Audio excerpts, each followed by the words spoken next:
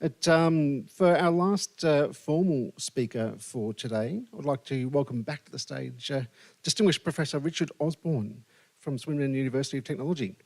He's going to talk to us about why and how to use health literacy development to improve health and equity in the mental health sector. Now, you've seen Richard before today, but Richard Osborne is a professor at Swinburne University of Technology in Melbourne, Director of Centre of Global Health and Equity and an advisor to the World Health Organization. He works in areas such as epidemiology, health services research, implementation science and health policy. For most of his career, he has held prestigious Australian National Health and Medical Research Council fellowships that have focused on research methods that accelerate innovation, implementation and equity. For the past 10 years, his team has had far-reaching international impacts on the field of public health, particularly in health literacy development. His team has developed health literacy surveys that have become widely used, including national government surveys. His health literacy questionnaire, HLQ, has been applied in over 700 studies, including population surveys in Australia, New Zealand, England and France. His team developed and implemented new community-based co-design methods to build and scale up public health interventions. The most widely used method is called the Ophelia, which is optimising health, literacy and access process. Ophelia was recently highlighted by the World Health Organization as a process to accelerate impact on non-communicable diseases and health equity globally. With WHO's global coordinating mechanism for the prevention and control of non-communicable diseases, Richard's team developed the concept of health literacy development, which is included in WHO's recent health literacy centrepiece, which is a 4-volume report on health literacy development for the prevention and control of non-communicable diseases. So this, what to do and how to do report has been classified as a global public health good. That's amazing. He has over 300 publications in international scientific journals. Many of these papers have been widely read and cited, having been cited over 50,000 times. That's amazing. Your impact rating must be off the scale. Grant bodies must love you. No? So over 50,000 times. He's been named as a Clarivate, highly cited researcher in 2018 and 2021, which is an award given to the top 1% of most influential researchers globally. That's an amazing achievement. Welcome, Richard.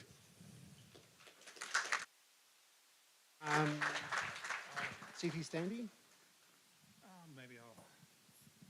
Thank you for that kind introduction. Of course, I wrote it. Well, Regrettably, I gave the wrong one. How boring for you to go through all that. I'm sorry. Sorry to put you through that. It's very tedious. I have this habit of speaking really frankly, and it gets me into a little bit of trouble. But oh well, I've survived this far. I'll try to keep going. But it's really, I'm on the side of hopefully on having an impact.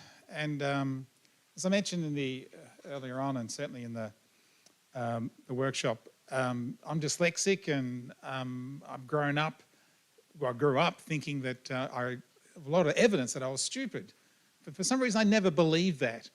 And so I kind of have a French judiciary approach, a French legal approach, that everything is wrong until proven guilty. So like, I don't believe anything. I don't believe a lot of my own work. And a lot of my own work, I don't like to give it to anyone else until I'm absolutely sure it's useful and will have impact. So I think that's the reason why my work has been taken up, because it's typically, I try to make it useful.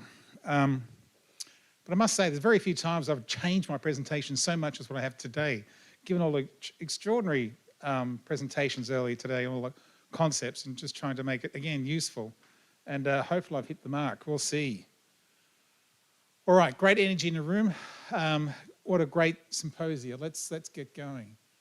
I'm going to tell you about my dream first. This is an interesting way to start. My dream that all public health interventions are co-created with community health professionals and other stakeholders. That all public health interventions are developed based on unbiased and well-characterised needs of those we're really trying to serve. We have implementation and scaling up strategies that was integral to the design. All public health interventions have are so fit for purpose, they get sucked into practice and evaluated for impact, impact on people's lives, that people's lives are better, that actually the research that we do it's evaluated for that actually makes people's lives better. And can be implemented equally well by non-expert and expert groups. Wow, what does that one mean?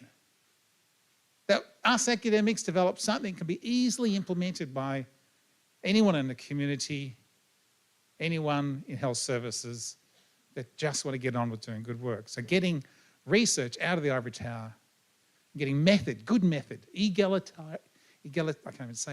making methods egalitarian. All right, that's my dream. I'll show you how I'm trying to go around getting this done. But what is health literacy? Health literacy is a way to understand what are people's health information needs, why some people struggle to look after themselves, why adhering to medications and lifestyle change can be so difficult for some people, what we need to do to improve service quality and effectiveness for all people, why many of our interventions are so ineffective. Well, they're effective for those people they're effective for. They're effective for those people they're effective for. They're easy to reach often. The ones we make it, co-design it with, who are easy to have there around a table at that time. And it's much more than that too. That's just a start, perhaps. But actually, most of the research we do is not reproducible. 80% of what we do just doesn't get reproduced, doesn't get used again, is not usable, can't be used. This is well shown in preclinical sciences in the laboratory, but it's also the same for public health. Why is that? Well, it's because we don't really release stuff until it's really, really ready, until it's actually fit for purpose. We don't really know what reproducibility is. We don't really care about it in public health institutions because the drivers is for publications. The drivers is to get more grants. The drivers is for your CV. So we don't have really great drivers to have real impact.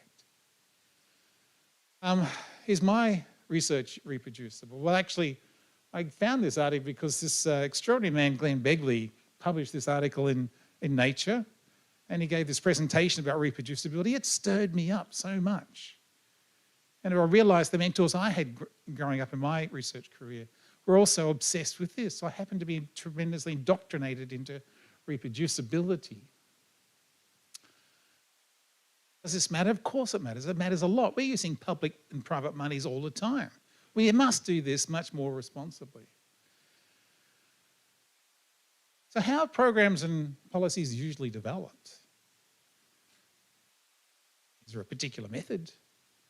Has anyone done a PhD in intervention development sciences here? Is anyone? A PhD in intervention development sciences? Or a master's? Short course? Has anyone ever heard of intervention development sciences before? Yeah. Two. So, okay, I'm an epidemiologist, I measure stuff, okay? We're getting pretty good at measuring stuff. We measure stuff all the time, we measure it.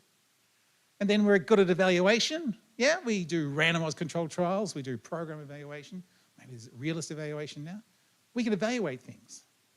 What about this thing in between, the thing that we actually want to implement and evaluate, the sciences around that? So that's what I've been working on. Let's actually develop things that are fit for purpose, wanted, needed, and implementable. So yeah, let's use method to make things more useful for implementation for both programs and policy. Okay, top down, bottom up, my diagram, I'm still working on this diagram, how to communicate this as well as possible. Top-down approach isn't really good enough, is it? We know that, but we could say the bottom-up approach isn't really right one either. So with the top-down approach, we've got governance, which is distal from diverse communities. We've got leadership and improvement based on prior evidence. It can protect the community from known harms and implement known benefits. Magnificent things can be done, like seatbelts, fluoride in water, mass vaccination. We can do really great big picture things and be tremendously effective, but all the easy things have been done now, haven't they? There's potential for magnificent universal impact, but community engagement and implementation can be disconnected from what's wanted and needed. So a top-down only approach by governments and organisations isn't quite right. Then we've got the other side here, the bottom-up approach. Grassroots movements can be transformational, but participation and engagement can be really fragmented. It may not be everyone in a community. It could be just fragmented groups or particular lobby groups. It can be uncoordinated, not representative, and disconnected from policies and processes. The community activism and advocacy can mobilise resources, change policy, generate much needed change, absolutely can have tremendous impact, thousands of examples around the world. But the governance is distant from the diverse communities again, because what the communities want to have in place may be so different than government priorities, what's possible, what's needed and wanted at that particular time. So we need to have something in between, don't we? We need a top-down and a bottom-up approach. Starting at the top, we need governance coherence between community needs, implementation capability, and political imperatives. And the bottom, coordinated and meaningful engagement with implementation across diverse communities. And in the middle, policies and programs match to what the community needs, wants, and can be implemented. So that's kind of what I'm thinking through of how can we get this green thing happening usually. It takes a lot of coordination. So we've had a little bit of success over the last 10, 15 years with developing the Affiliate Manual, the Optimising Health Literacy and Access Manual for locally and for WHO. Then we developed national health literacy demonstration projects that have been going for a while. There's a few of those around. And we were able to do this terrific program with the Mental Health Commission New South Wales. I'll go through that a little bit later. And then we re-released the Affiliate Manual last year. We have this terrific report with WHO, and the French government now taking on my recommendations from the WHO report. And there's a new European Commission project, which I can't talk about yet, but it involves a lot of countries at once using this methodology, such that across the whole regions, we begin to see what is sensibly scaled across regions, what should be focused on particular target groups like migrants, and what should perhaps be sensible for sub-regions. If we can have large enough programs which are all developed and evaluated using really clear methods that are seeking to develop something which is implementable and scalable and equitable. So that's part of the breakthrough and some work that's coming up soon. A little bit more on the WHO report. There's a QR code if you want to get a copy of that, but these slides can be easily made available to whoever would like them. And the demonstration projects, the first 16, and then there's some new ones, and there's some upcoming ones in different parts of the world, including that big whopper in Europe. Okay, and now the demonstration project, as Catherine said this morning, is one of the demonstration projects. Okay, a simple key concept, a few concepts I want. Listening, as I mentioned this morning, I reckon listening is really hard. What ears am I using today? What biases are in my ears? What indoctrination I've had through where I happen to be brought up? We all have these. So listening isn't so easy. And we're trying to engage with people, telling them that their diet's bad, they've got to be healthy, but they always live in a smoggy area and they're just worrying about enough food on the table, these social determinants of health. All my friends drink, so you're telling me not to drink and not have friends? So people are just having a life. They're just having a life. And we're telling them, no, you've got risk factors. We're seeing the world through our lens because we have this obligation, this role as health professionals, but it's not necessarily people work. And then we're trying to get them to box themselves into a particular incomprehensible NCD or non-communicable disease. But some people are aware of these links. Other people are not, or they may see a connection, but it's pretty complicated because they happen over a long period of time often. Some people can be completely unaware and reject. So we're working in this really interesting area where we're the health professionals and we're not really able to communicate in a language which really makes sense. And then we've got these diseases which make no sense or may not happen in the future. So I need to get a little lozenge. So you can take over for a bit? Sure. Speaking from my vast experience as not a clinician or a researcher or an academic, I feel like I can speak as an expert to Richard's work. Are you regretting handing the microphone over yet? Not at all. I'm trying to have my work be egalitarian and anyone can use it. Well, it's definitely that. Right. Applause, please. All right. I was thinking before I started this session, this is the worst session. People, it's the end of the first day, they've travelled here, it's really tough. Anyway, I'll try to keep you going for a while. All right. We've got health literacy of individual. We have community health literacy, and we've got health literacy responsiveness. There's 3 types of health literacy which we defined. Obviously, a person's health literacy is really important, no doubt about it. Irrespective of whatever health literacy a person might have, we need, as health system, health services, health practitioners, carers, friends, to enable people to have the best chance, irrespective of what they need and want and their capability.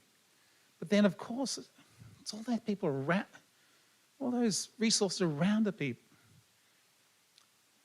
Many people in society are not making their own decisions, are they? They're making decisions with their family, with their friends. Maybe it's the village matriarch. Maybe it's grandmother, grandfather.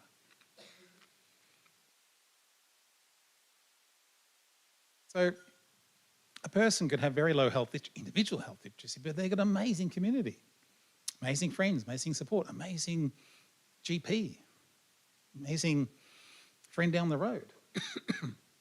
So it's pretty complicated, this health literacy thing, actually. Most people live not in individualistic societies like Australia. They live in communal societies. So individual health literacy overall is perhaps something pretty unimportant. Overall, globally, 7 of the 8 billion people live in communal societies. And many people in our society are making community decisions. People support them all the time. Some people really, really want their GP to make that decision. And that's the right thing for them to do at that particular time.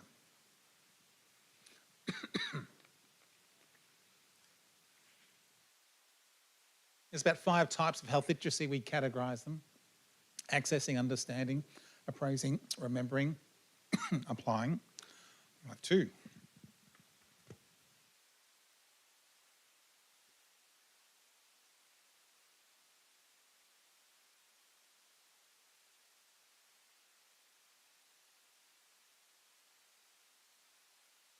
So people can have a lot of tasks at different times.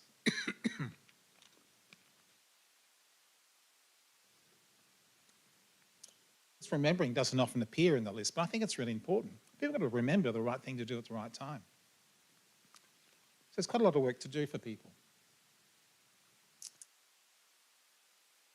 I think we need a really well-considered mix of interventions that to make our work effective for disease prevention and control. But how do people actually learn? No, I learn differently. Some people love printed materials.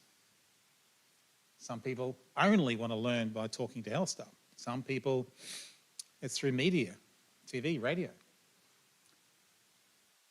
community conversations, talking with a peer group. Maybe it's the Iman, which is the most important.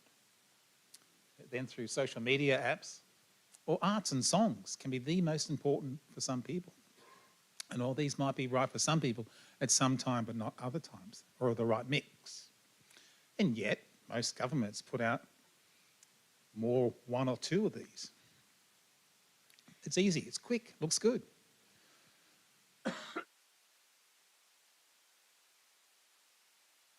This is a really useful framework.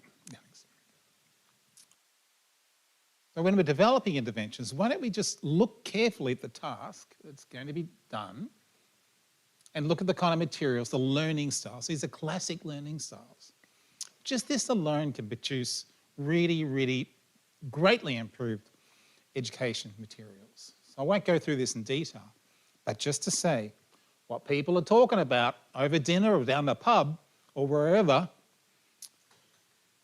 it's incredibly important, the community conversations. We need to use this and build on that. Simple message when developing services or engaging with people about their well-being and their illness, or both management and prevention, use health literacy thinking, please. How people learn, the health literacy tasks, the daily health literacy skills and ability. So we had to measure this, so we developed a way of measuring it, which I mentioned before.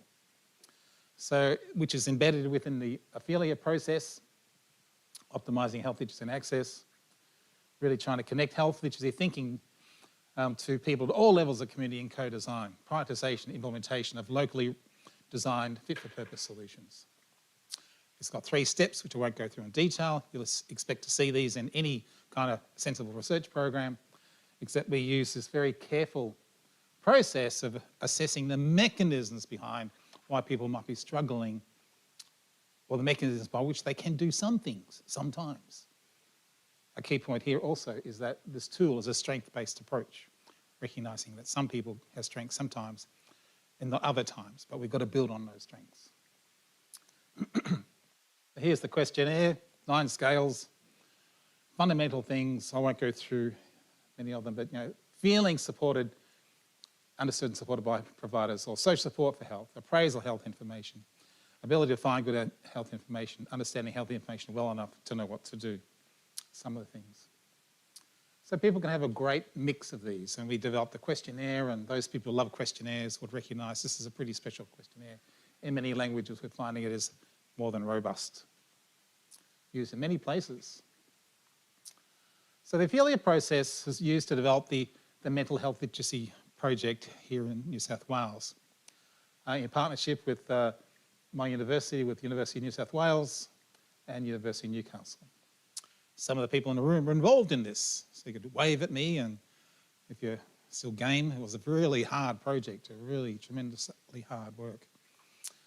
So we're able to get immense amount of data from people, from their hearts and minds using this questionnaire, which have questions which come from the hearts and minds of ordinary people, about ordinary things that people do in their life, not for some interesting academic theory, but actually what's useful for people. This pretty diagram here, this stoplight kind of activity, it's what we have here is different subgroups of people going downwards on these columns. And this is where subgroups of people being put in the same group with pretty much the same scores on all 9 scales. It's an old-fashioned cluster analysis. Every time a clinician sits down with a client, a patient, they're trying to find out, what's all the special features of this particular person? I need to get my repertoire going. I need to understand who are they, and I'll think about all kinds of people like this I've seen in the past. Yes, I've seen something like this before, and you come up with a solution. So this is a bit like that. Subgroups of people with the same sets of skills, and each of these people need a different kind of solution in some ways, don't they? Because they've got different strengths and different weaknesses and preferences. So here's just one example, the second most challenged person, I guess. So they have also linked to a particular lifestyle. So we actually get a very detailed profile of lots of subgroups within community. And here is a vignette developed from that particular profile called Matt. We give them nice names. We co-design these with the community to make sure they are actually meaningful, short and succinct. Sometimes we're able to make them into videos, entire videos, which are incredibly educational, incredibly emotive. People in the workshop got an opportunity to see this. So I've got several videos. Then we'll ask the community, and these small workshops with quite often with 5, 10 people, and people will often have a wide range of lived experience. In fact, COVID kind of helped us because people were online, very diverse, all kinds of issues, all kinds of places and conditions. And people can veto. If they don't like a video, they can, a story, they can, if it's too stimulating or problematic, or it's too close to the heart, they can skip it and they can just go on to the next one. So we ask, first of all, do you recognise this person in the community? What's their main issues? Develop a relationship. What strategies would be used to help this individual? So a community member is asked to use their lived experience. They're looking at the lived experience of someone else and they're just reflecting on their own lived experience. They're using their own expertise, exactly what they've seen in the community around them. We're not asking them anything fancy, nothing academic. Do you recognise this person? Oh, it's like Uncle Joe, he did this. Well, it's like me sometimes. So it's just ordinary people, and in here is embedded those health literacy mechanisms. So we asked, what is a strategy to help this person? Then if there are lots of people like this in the community, what could you do with lots of people like this in your particular organisation? Because then we get the meta thinking, the systems thinking. Then we get hundreds and hundreds of ideas and we can organise them into changes in individuals and changes that have to happen in the community or in the family, or changes that health staff have to do every day, or changes in policies and programs. So we get really rich detail on how to build a solution across the entire system on the table with the lived experience of people in there on a daily basis, and also our best frontline practitioners, those extraordinary practitioners who really have seen thousands of people come and go, and often people never really ask them to engage in a clinical case like this or a community case like this, where they can really share what they do on a basis. So just the workshops themselves, incredible learning experience for our clinical teams, and often our community members want to be part of the solution. They're so inspired by the ideas they get. The first time I ran this was in Northumbria in England for some reason. And they got aggressive at the end of that. They were so inspired by the ideas, they wanted to be part of the solution. They didn't just want to give the researchers their ideas, they wanted to be part of it. So in developing these sort of interventions, there's always something in the middle which has to be there. It's going to fall over unless we have it. But then there's all this stuff we have to modify around it each time. But in developing this New South Wales Mental Health Literacy Initiative, which was with the 10 PHNs, very, very different organisations, very different, all kinds of levels of interest, of all expertise in some areas of health literacy or not in others, and all kinds of maturity. So we had a very complex project. So how do we find the most important things for all these PHNs?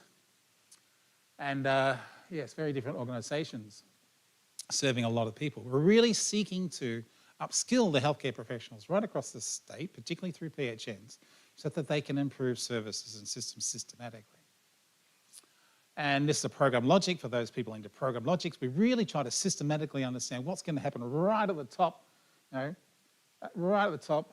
People who have lived experience of mental health issues and caring families and kinship groups. Everyone. Bottom, that people of New South Wales have the best opportunity for good health and well-being and to live well in the community on their own terms, having the service and supports they need to have a full life. That's key directions, a key policy document, the Mental Health Commission. So that's what we're aiming for. So what we have in there is stuff that is at the organisational level, stuff at the individual level, and the responsiveness, the matching between what we need to generate the organisation such that we get these changes at the individual level. We built 11 action areas in 3 main groups. Action areas focused on connection between health services and community. Action areas focused on accessing help at the right time in easy, friendly ways. Action areas focus on training and capacity building in health and community services. And there's 11 altogether, and there's actually one also about young people in schools as well. So this was what we generated from an immense number of ideas across New South Wales. From a co-design process where practitioners and people with very diverse lived experience in their carers just put on the table what they think the solution should be for those cases like the MAT. I showed you that little vignette before. Lots and lots, hundreds and hundreds of ideas. And we just organised them like this and checked that they all made sense to them.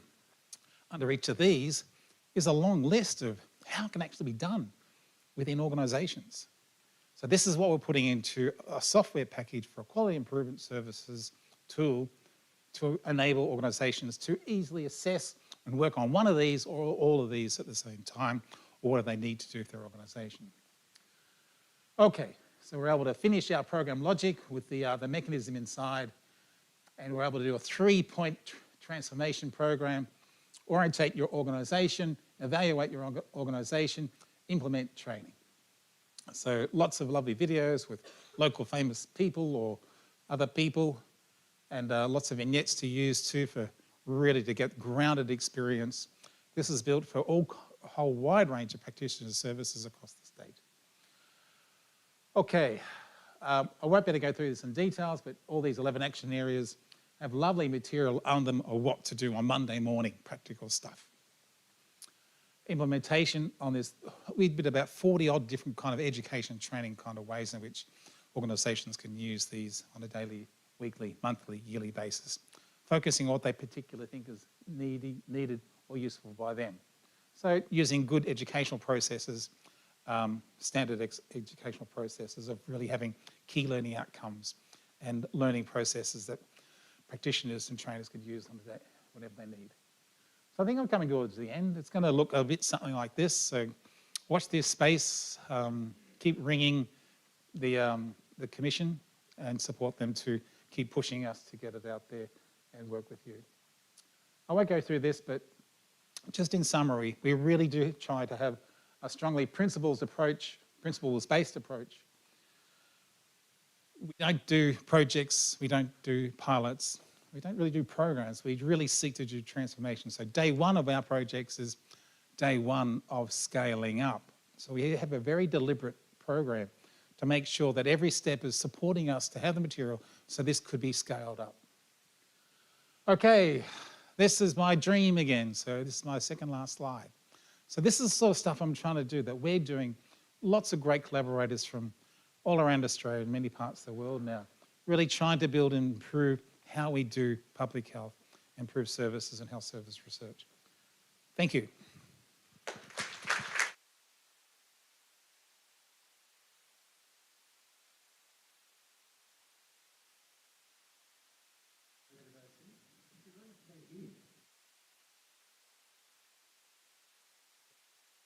Actually, yes, do we actually have time for a couple of questions if anyone would like to ask Richard a question?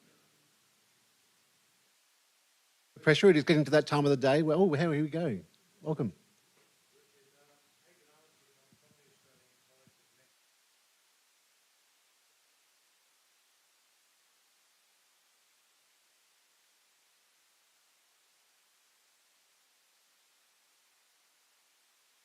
I was speaking with some senior person from diabetes in Denmark, and they said, this is what we want to do.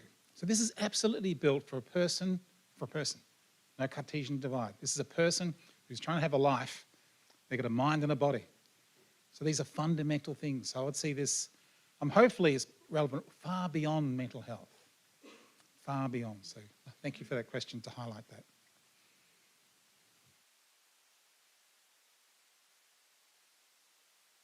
Deserved a break. Oh.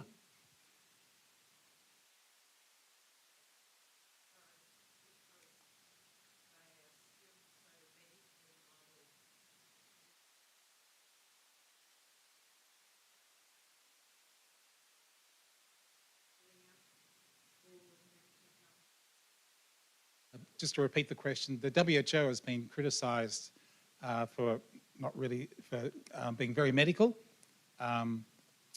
And not being responsive, and a whole lot of other things I could add to your list there.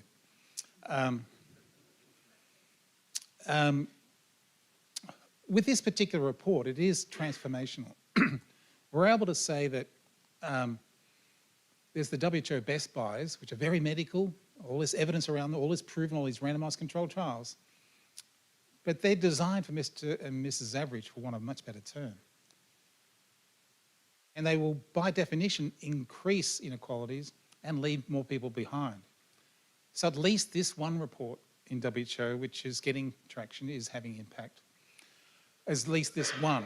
but there are so many complex drivers, so many medical imperatives. It has a long way to go. They do have good strengths in really trying to have nursing as an immensely important community nursing globally, at pushing great things. There's many incredibly good things they're pushing. But it is a slow organisation, and it's not designed. It's designed to respond to countries.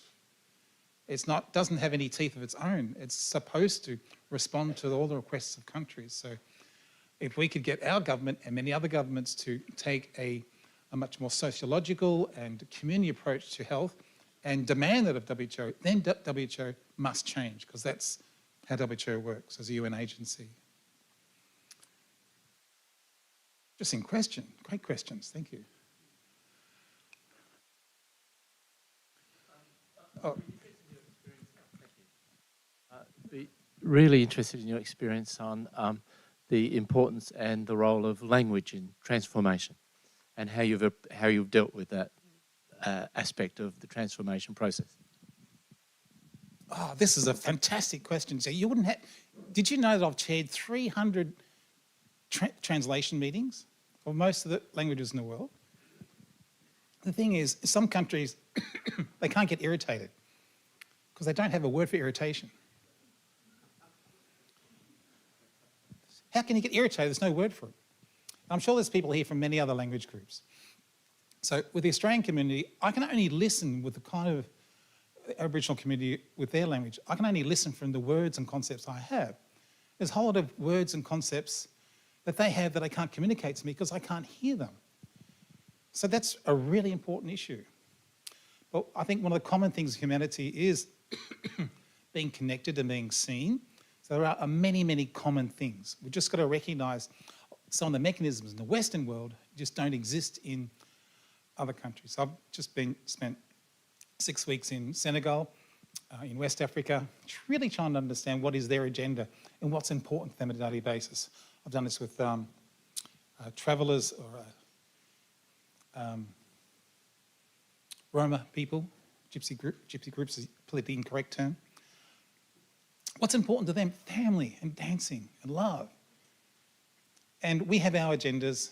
It's actually communicating in a way which we use language not to put our power upon people, but actually to give power away. The more we can give power away and have the agenda to be the other groups, the more we're going to have impact. But that's so hard for academics. It's so hard for medical people because they take so many years to become so important and powerful, etc. There's so much work has to be done on how we engage communities such that we give power and authority away for actions to be taken. So it's very much about languaging, and that we just, in the West and the British West, we don't have languages and ways of giving power away because it's not part of our common vernacular. Oh, great question.